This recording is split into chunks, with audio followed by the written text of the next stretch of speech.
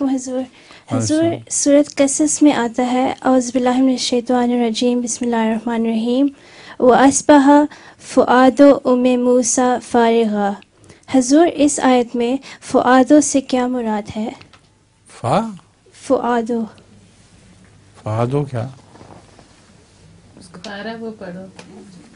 وَأَصْبَحَ فُؤَادُ أُمِّ مُوسَىٰ فَارِغًا.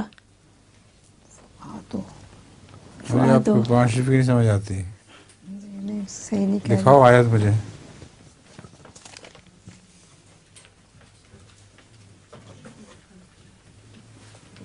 کہاں ہے؟ اصبح فؤاد اصبح کا مطلب ہے ہو گئی.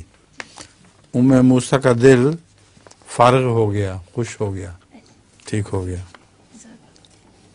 فؤاد سے مراد دل ہے.